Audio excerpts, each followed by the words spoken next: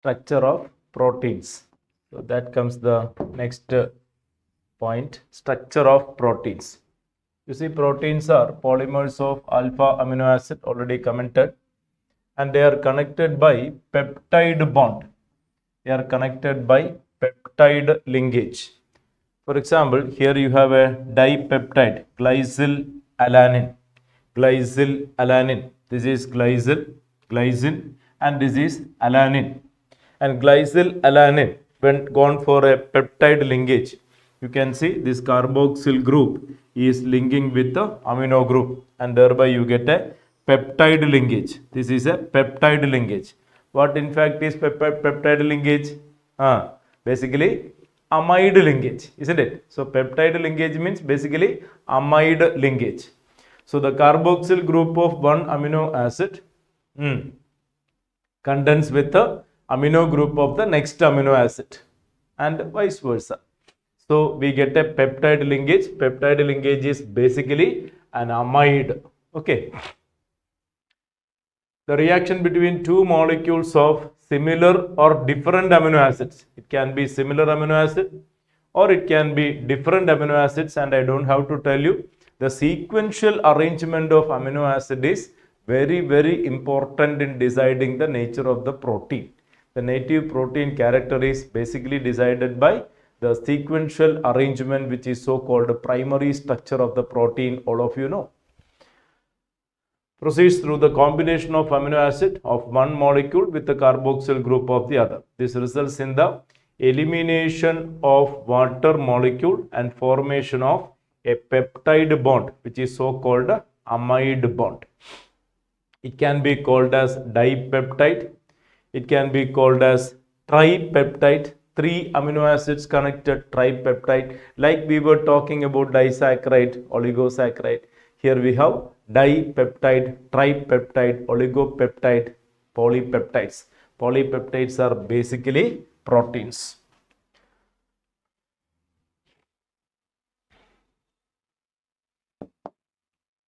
You see, tetrapeptide, pentapeptide, hexapeptide, so on, or is called polypeptide. Polypeptide.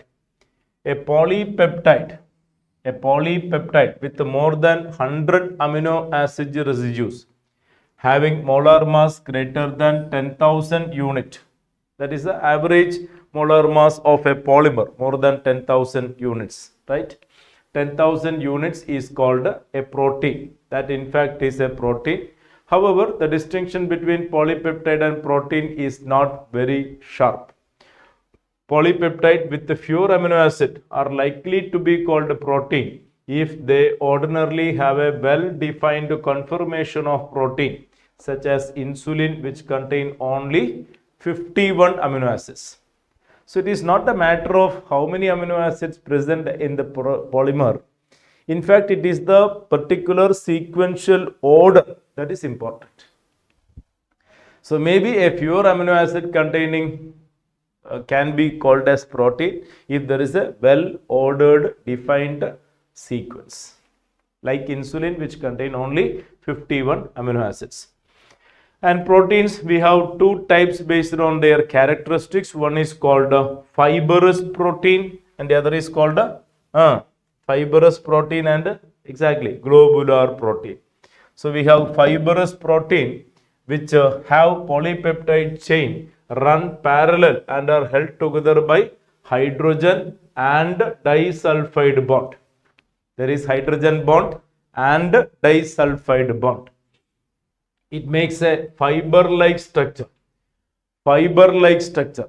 They are insoluble in water. Insoluble in water. Keratin, one example, present in hair, wool, silk. Myosin, present in muscles. These are all fibrous proteins, right? While globular proteins will be globule type. Globular proteins will be globule type. Globular proteins. They coil around, giving a globular shape. They are usually water soluble. Insulin is a globular protein. Albumins are globular proteins. Enzymes, globular proteins. enzymes. And further, we have 4 variety of structural identity. All of you know primary structure, secondary structure, tertiary structure, and quaternary structure. Each structure being more complex than the previous one. So, protein structure may be understood in 4 different levels. Primary structure, secondary structure, tertiary structure, and quaternary structure. You know all these things, I am just revising. So first of all, primary structure of proteins. Primary structure may have one or more polypeptide chain. Each polypeptide in a protein has amino acid linked with each other in a specific sequence. That is the importance. The amino acids linked in a specific sequence, and that specific sequence is commented to be primary structure. Right? And that is very, very important. Primary structure of protein means that specific sequence. Any change in this primary structure, the sequence of amino acid creates a different protein. And the consequences of such cases, I don't have to tell you, as you are learning in detail in many situations in biology, like how sickle cell anemia is happening, or how that beta globin structure, in which position, which amino acid changes to what, so that the entire character of the protein changes, and that causes sickle cell anemia. All of you learning in detail, I believe, right? Now, that's the importance of primary structure. So, primary structure fundamentally means the well arranged sequence of amino acid. What about a secondary structure? A secondary structure. The secondary structure of protein refers to shape in which a long polypeptide chain can exist. So there are 2 types. There are 2 different types of secondary structure. One is called alpha helical structure. This is alpha helical structure, secondary structure. And the other one is beta pleated sheet-like structure. So 2 way of existing primary structure turned to secondary structure. What are the 2 forms? Alpha helical form and beta pleated sheet-like structure. This structure arises due to regular folding of the backbone of polypeptide chain. That makes a regular folding. Of the backbone of polypeptide chain. How? Due to hydrogen bonding between CO group and NH group. Hydrogen bonding between CO group and NH group in the consecutive corresponding place. See that? CO here make a hydrogen bonding with the NH group here. CO here making a hydrogen bonding with the NH. Consecutive corresponding region. We have CONH makes a hydrogen bonding, and that makes a folded like a helical structure. Right? Fine. Alpha helix is one of the most common way in which a polypeptide chain forms all possible hydrogen bond by twisting into a right-handed screw helix. They twist into a right-handed screw helix with the NH group of each amino acid residue bonded to CO group of adjacent turn of the helix. So if you take one CO here, the adjacent turn NH here. Okay. Now coming to beta pleated sheet-like structure. Beta pleated sheet-like structure. All peptide chains are stretched out nearly maximum extension. It is stretched out to nearly maximum extension. And they laid side by side, which are held together by intermolecular hydrogen bonds. This structure resembles the pleated folds of a drapery and therefore known as beta pleated sheet. It forms like a sheet-like structure. Of course, there is hydrogen bonding. You see the hydrogen bonding here. You see the hydrogen bonding here. You see hydrogen bonding here. That is a sheet-like structure, beta pleated sheet-like structure. So primary structure, well-defined sequential arrangement of amino acid. Secondary structure, the primary structure folding like a helix, or it comes like a sheet-like structure. And what about tertiary? What about tertiary structure? That is very important, tertiary. The tertiary structure of protein represent overall folding of the polypeptide chain. Means the further folding of secondary structure, that is called tertiary structure. See, primary structure coiling to make a helical screw is secondary structure. Imagine that helical screw further fold, that spring get further folded, that is called tertiary structure. It gives to two major molecules, there comes fibrous and globular. The tertiary structure decides fibrous and globular. The main forces stabilize secondary and tertiary structures. Number one, hydrogen bonding. Number two, there can be disulfide linkages. Number three, there is van der Waals forces. And number four, there is electrostatic forces, ionic bond. All these varieties are coming across to stabilize the secondary, tertiary structure of proteins. Hydrogen bonds, van der Waals forces, ionic bond, disulfide linkage, all these kind of forces operate between the amino acid, polymer proteins, in which they try to stabilize the secondary helical coiled and further subcoiled structure of tertiary structure of proteins. Okay. Then finally, quaternary structure.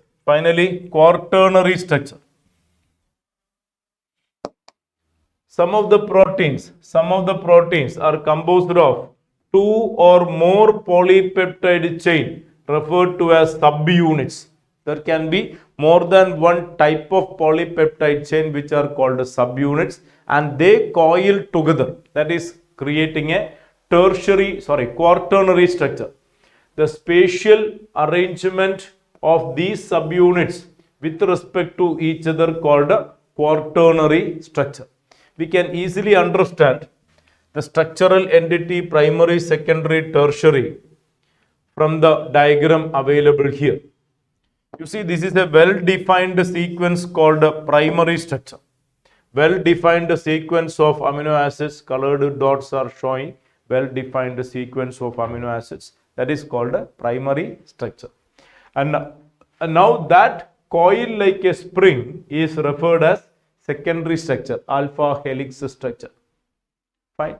And now that spring further makes a coiling like this, that is a tertiary structure. And what about quaternary structure? There are subunits. There is a coil like this, there is another coil like this, and their relative spatial configuration, we call it as quaternary structure. That's about the structural details of proteins. Fibrous proteins, globular proteins, primary, secondary, tertiary, quaternary structures, and the forces of attraction that hold them together. And here you have that details once again. Denaturation of proteins. I think all of you are aware of denaturation of proteins. Proteins found in a biological system with a unique three-dimensional structure. They have a unique three-dimensional structure. In fact, this structure is lead to the comment native protein.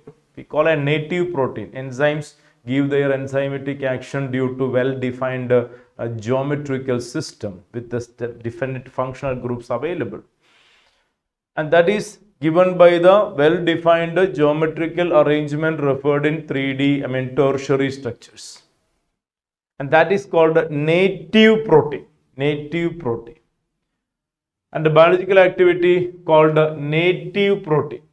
When a protein in its native form subjected to physical changes like change in temperature, imagine you are heating, or chemical changes like change in pH, acidic basic characters are changed, the hydrogen bonds are disturbed.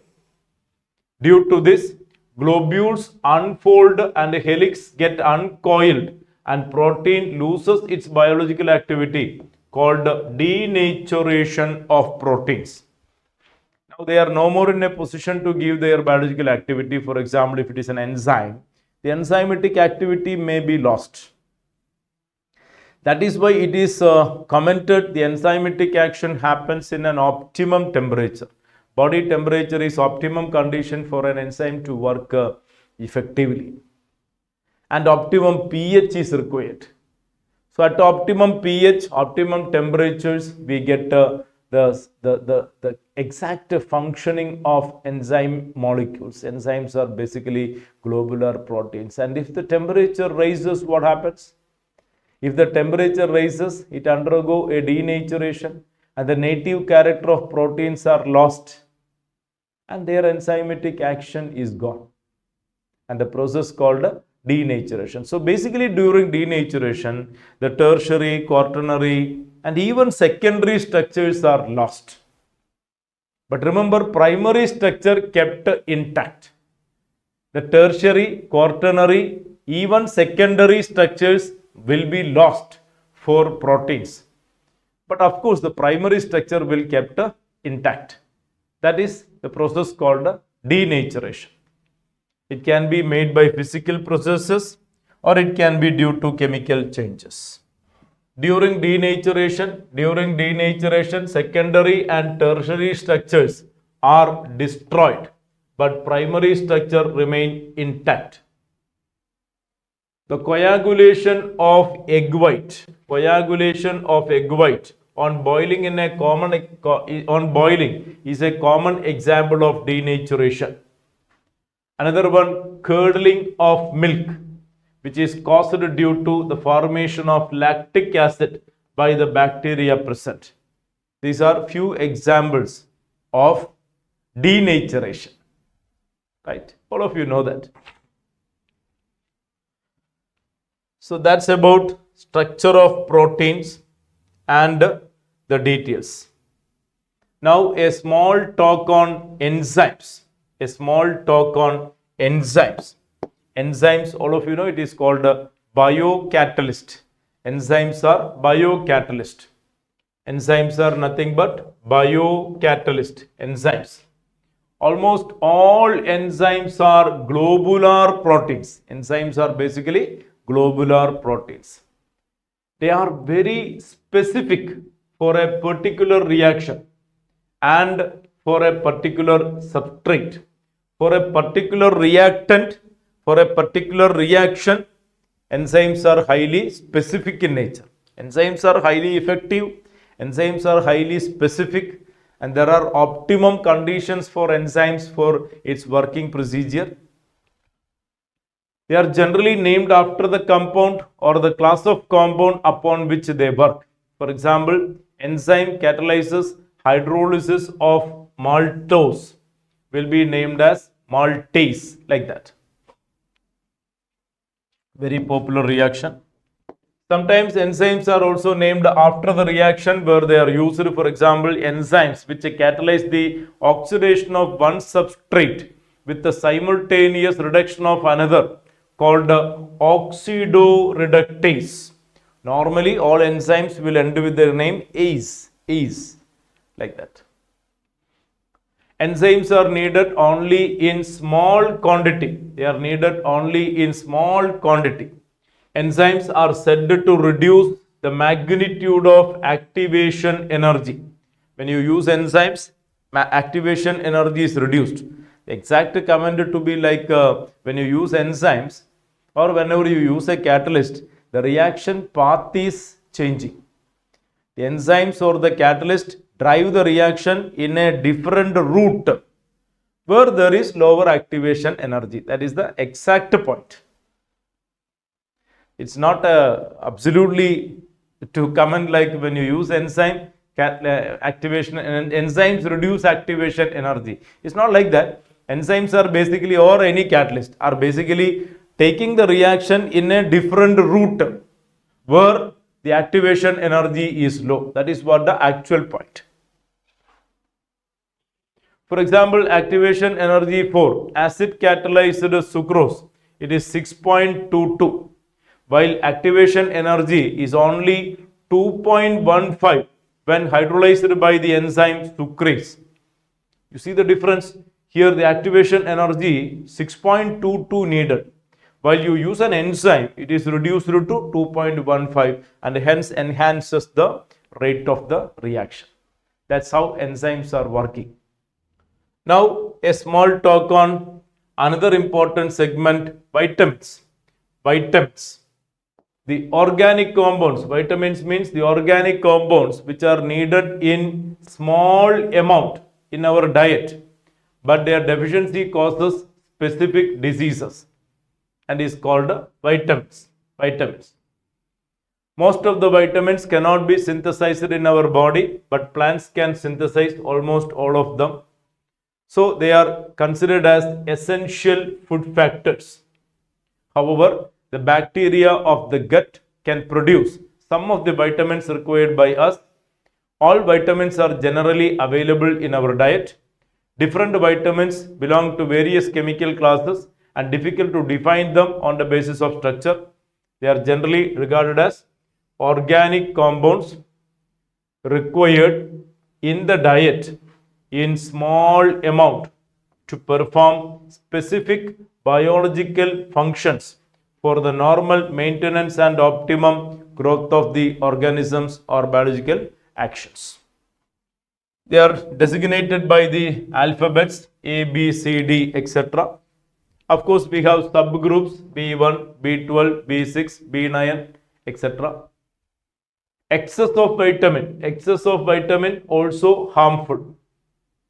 The term vitamin came from vital amine. Since the earlier identified compounds had amino groups, but later on we find many of them did not contain amino group. So we are using vitamin that amine term is avoided.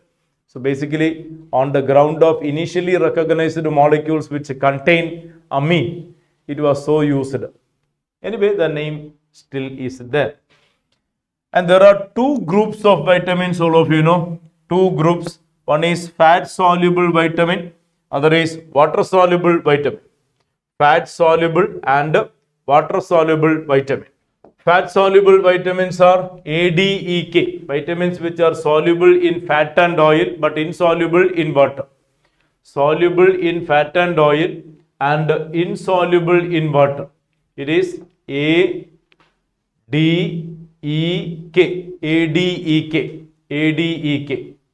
They are stored in liver and adipose tissues.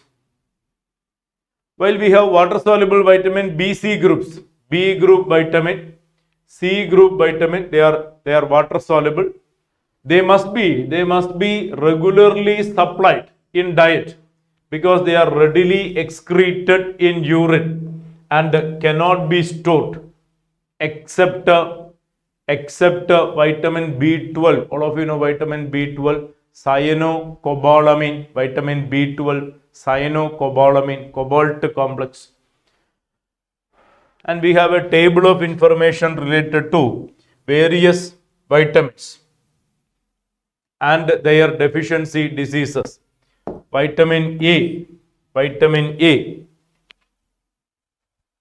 named as retinol or something, you know that retinol, isn't it? Vitamin A, causing xerothalmia, hardening of eye cornea. Night blindness, vitamin A deficiency diseases. Vitamin A. Vitamin B1, thiamine, vitamin B1, thiamine. Berry related to vitamin B1. So you need to see stereotype questions only, nothing special. Vitamin deficiency diseases, generally coming question, that's all. It can be some matching type question or direct question itself. Vitamin B2, riboflavin. Why riboflavin? Chelosis, fissuring at the corners of mouth.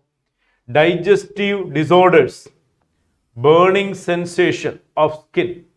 Vitamin B2. Vitamin B6, pyridoxine. Convulsions.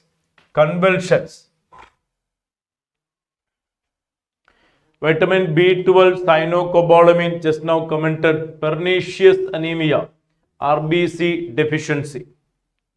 Vitamin C, ascorbic acid, the structure of which you need to review. Please review the structural details of vitamin C. Many times it came for JEE exams. Vitamin C, ascorbic acid. It is acid without a carboxyl group. Please try to review the structure of ascorbic acid. Vitamin C. That is the importance of these vegetables and fruits. Scurvy, vitamin C related to scurvy. So you have to by heart the vitamins and their related deficiency diseases. Okay. And vitamin D, sunshine vitamin, vitamin D, rickets, bone deformities, osteomalacia, soft bonds related. Vitamin D, sunshine vitamin. Almost all points are general science only. Vitamin E, increased fragility of RBC and muscular weakness. Vitamin E. Vitamin K, increased blood clotting time. Vitamin K, increased blood clotting time. Hemophilia, like the royal diseases like situations. Fine. That's about vitamins. Okay. So far in the chapter, the discussion was carbohydrates.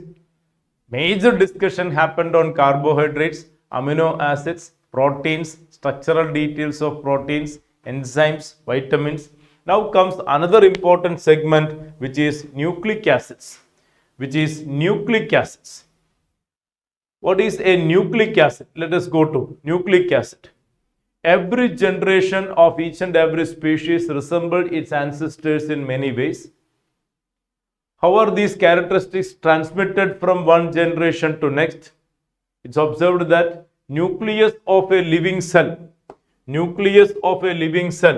responsible for this transmission, and is called heredity. Detailed learned in your biology classes. Heredity.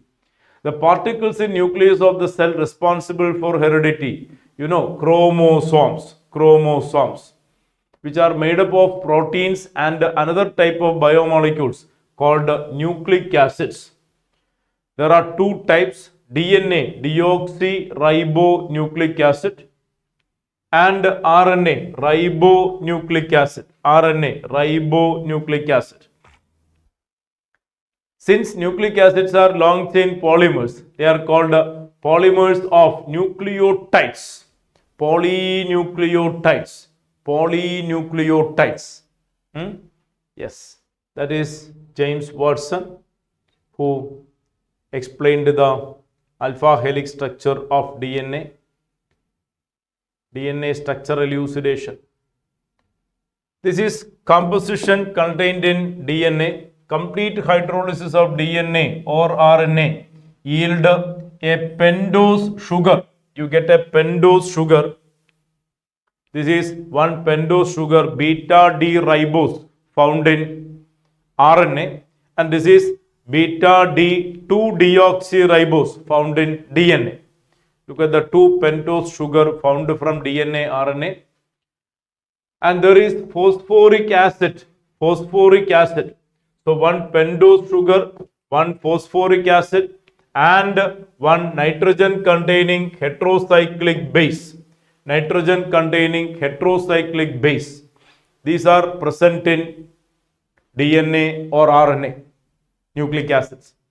In DNA, the sugar molecule is 2-beta D 2-deoxyribose, where in RNA it is beta D ribose. This is beta D ribose, where you can find how many chiral centers? 1, 2, 3, 4 chiral centers you can find. 4 stereo centers. Meanwhile, here you will find 1, 2, 3. This is not a chiral center, as that one oxygen is missing. Deoxy, 2-deoxy. That makes the difference. Okay. So that is the difference in pentose sugar present in DNA. This is found in DNA and this is found in RNA. So DNA, RNA basically differ by many things. One is pentose sugar. I am talking in terms of structural identity. In terms of structural identity, the sugar present in DNA, RNA are different. Number one. In RNA, it is ribose sugar. In DNA, it is deoxyribose sugar. This is ribose, this is deoxyribose. Differ by one oxygen, but lot of differences. And then there is a nitrogenous base. There is a nitrogenous base. This is the nitrogenous base present in DNA, RNA. DNA contain 4 bases. There is adenine, guanine, cytosine and thymine. This is the purine bases. Purine and pyrimidine bases present in DNA, RNA. This is purine bases present in DNA and this is pyrimidine bases present in DNA, RNA. DNA contain adenine, guanine, cytosine, thymine. While RNA also contain 4 bases. The first 3 are same. While there is 4th one, there is uracil. 4th one, first 3 are same. Adenine, guanine, cytosine. Instead of thymine, in RNA you have uracil. So DNA contain adenine, guanine, cytosine, thymine. RNA contain adenine, guanine, cytosine and uracil. And I don't have to tell you the similarity and differences between thymine and uracil. Thymine is 5-methyl-uracil. You see, uracil and thymine. This is the difference. 5-methyl-uracil. That is thymine. All of you know that. So these are the nitrogenous base present in DNA and RNA. So basically DNA, RNA contain one pentose sugar, ribose sugar in RNA, deoxyribose sugar in DNA and 4 nitrogen containing heterocyclic bases. Adenine, thymine, cytosine, guanine. In DNA, adenine, cytosine, guanine and uracil in RNA. Okay, fine. And this makes the difference between nucleoside and nucleotide. This is nucleoside and this is nucleotide. Nucleoside means there is a nitrogenous base and a pentose sugar. That is nucleoside. Nucleotide means there is a nitrogenous base, there is a pentose sugar and phosphoric acid. So understand the difference between nucleotide, nucleoside. Nucleoside means a nitrogenous base and a pentose sugar. What about a nucleotide? A nitrogenous base. Which nitrogenous base? Adenine, thymine, cytosine, guanine. In case of DNA, adenine, cytosine, guanine, uracil. In case of RNA. That is the nitrogenous base. And pentose sugar. Pentose sugar, ribose in case of RNA and deoxyribose in case of DNA. Clear? And there is a phosphoric acid group. That is nucleotide. And how they are linked to? The base is linked to C1 carbon of the sugar. The nitrogenous base linked to C1 carbon of the sugar. And C5 carbon of the sugar linked to phosphoric acid. That is the way the connectivity goes. So the nitrogenous base bonded to C1 carbon of the sugar and C5 carbon of the sugar connect with the phosphoric acid. Is that clear? Fine. And this is how you get a dinucleotide and hence polynucleotide. This is one nucleotide and this is another nucleotide where you can see base linking to C1 carbon and C5 carbon connected to phosphoric acid. And now they make a connectivity. How is the connectivity? base linked to C1 carbon and C5 carbon connected to phosphoric acid.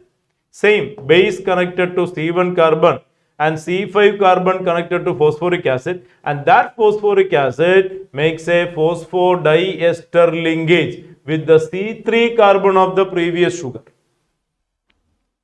So base sugar phosphate connected to C3 carbon of the previous sugar,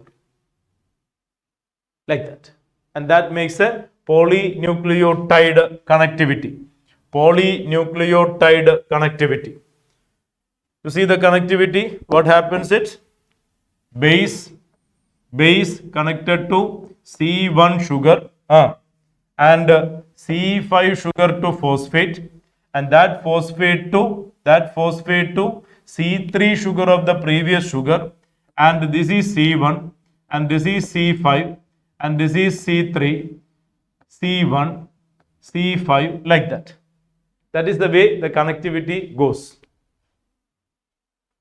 So base C1 sugar, C5 to phosphate, phosphate to C3 sugar, C1 to base, C5 to phosphate, it goes like that, and that makes a polynucleotide. Polynucleotide. Hope you understand. Yes. The information regarding sequence of nucleotide in the chain of nucleic acid is called a primary structure. The information regarding sequence of nucleotide in the chain of nucleic acid is called a primary structure. They have a secondary structure also. James Watson and Francis Crick gave a double-strand helical structure. For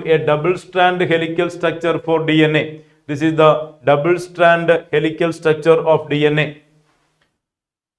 Nucleic acid chains are wound each other and held together by hydrogen bond between the pair of bases. The two strands are complementary to each other. Because the hydrogen bonds are formed between specific pair of bases.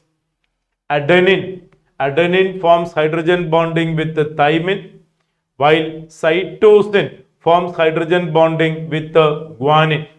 So there is adenine thymine hydrogen bond and cytosine guanine hydrogen bond. Adenine thymine 2 hydrogen bond, cytosine guanine 3 hydrogen bond. There is a specific base pairing principle. And that's how you come across questions in biology and even in chemistry. If you are given with a DNA strand,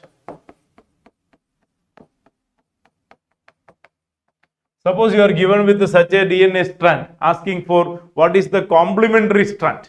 If that is one DNA strand, what will be the complementary strand? Very simple. Adenine with the thymine, thymine with adenine, cytosine, guanine, cytosine, guanine, adenine, thymine. So if this is one DNA strand, this is the next DNA strand. There is a well-defined base pairing principle adopted in DNA. Well, that sequence may not be as compiled in RNA. And DNA following Chargaff rule, all of you know Chargaff rule, you are learning in biology. So there is a base pairing principle with which you have been able to identify the duplication, how it is duplication happening and what the sequence it is maintaining and various calculations based on which. In secondary structure of RNA, single-stranded helices are present. So in RNA there is only single-stranded helix, which is sometimes fold back on itself. RNA molecules are of 3 types. They are called mRNA, messenger RNA, ribosomal RNA, tRNA, transfer RNA. All of you know that. I remember one question came for one of the competitive examination regarding a numerical type question based on the aspects what we are learning now. It is given like a sample of DNA. A sample of DNA found to contain A plus T by C plus G equal to 0.9. A sample of DNA upon investigation found A plus T by C plus G equal to 0.9 and is given number of cytosine equal to 3 lakh. What is number of adenine? That is the question. If there are 3 lakh cytosine present in the sample, what is the number of adenine? That is the question. How to solve? Simple, very simple, very simple. Yes, yes, understand? Number of cytosine is equal to number of guanine.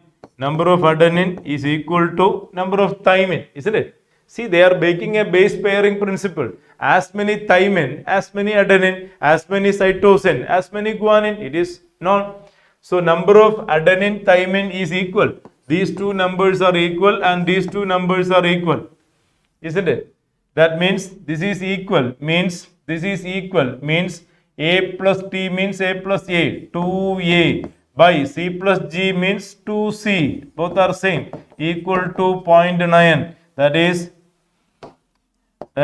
A by C equal to 0.9. A equal to C into 0.9. 3 lakhs into 0.9. It is 2.7 lakhs. That is the answer. Very simple. Based on Shargaff principle. Right. I hope it is clear. Good. That's about DNA, RNA.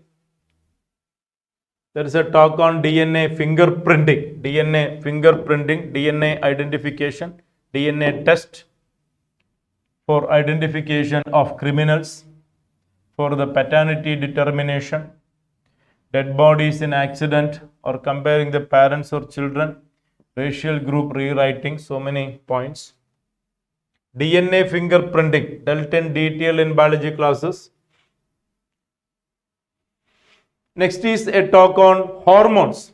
A talk on hormones, it seems the last portion, I believe, from the chapter. Hormones.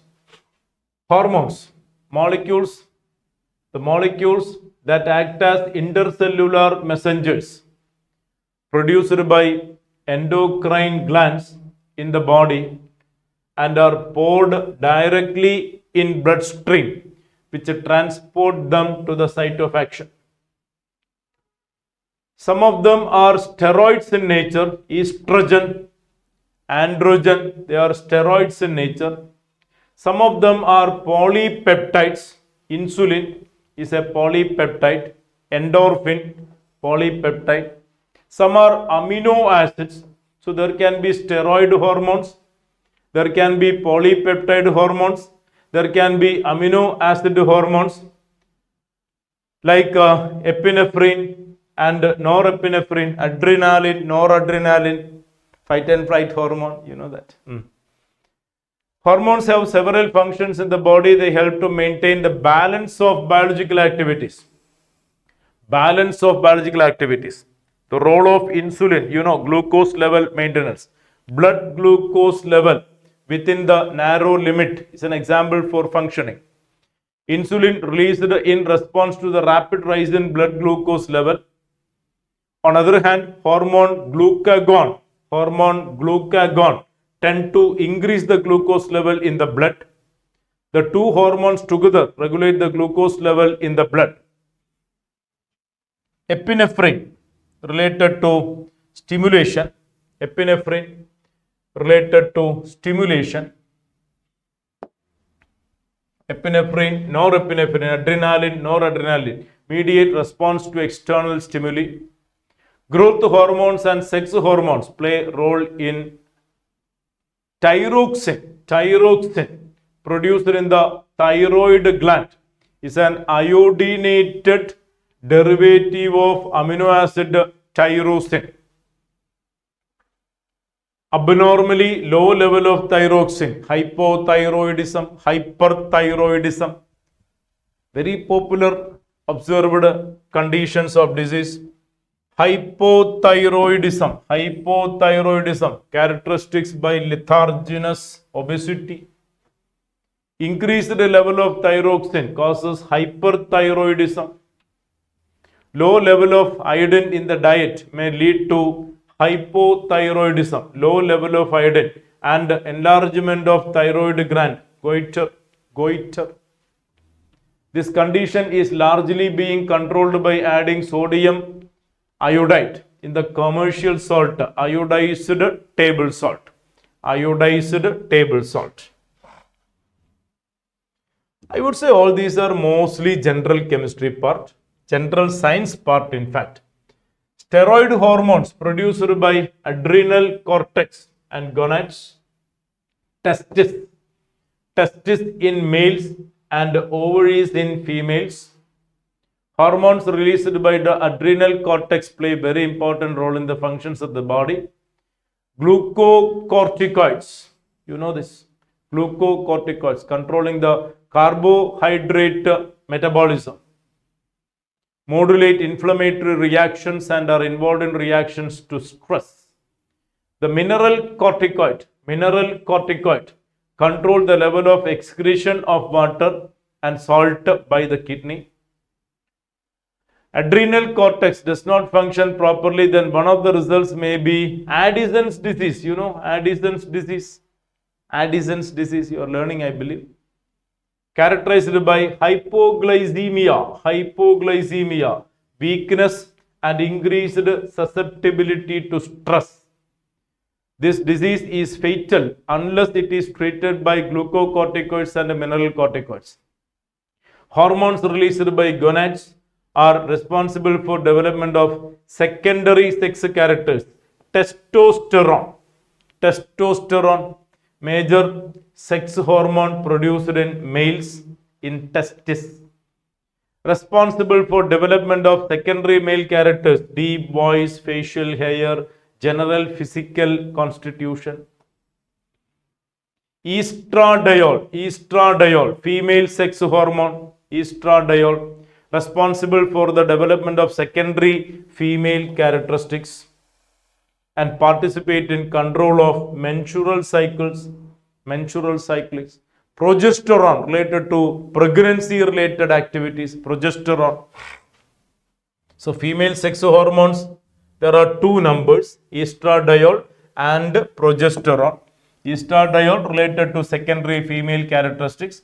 Progesterone responsible for preparing the uterus for implantation of fertilized egg related to pregnancy related activities.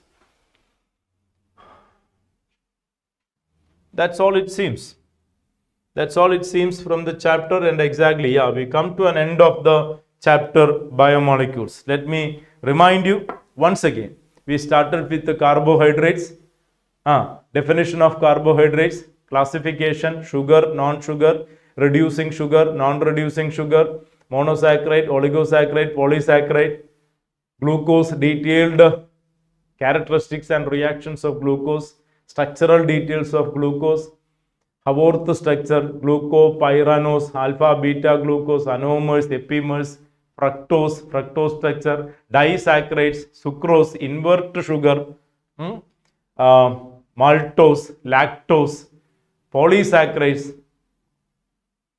amylose, amylopectin, cellulose, glycogen, animal starch, and then amino acids, proteins, enzymes, vitamins, DNA, RNA, nucleic acids, DNA, RNA, and all these recently discussed points, hormones, including hormones. And there we come to an end of the chapter biomolecules, right? In fact, that is the last chapter from the entire 11th and 12th standard portions, right? And that was our attempt to give you a revision on each and every chapter. We will continue our effort giving such classes in all stream, not only in revision, but giving specific. We are providing a specific, with the specific intensity on specified portions, specified topics, and particularly in questions, previous year questions, brand new questions, in different ways. Our contributions in the different videos will continue. Keep on watching, keep on studying, continue your efforts. Only hard work lead to success. We will meet in another class. Bye. See you. Take care.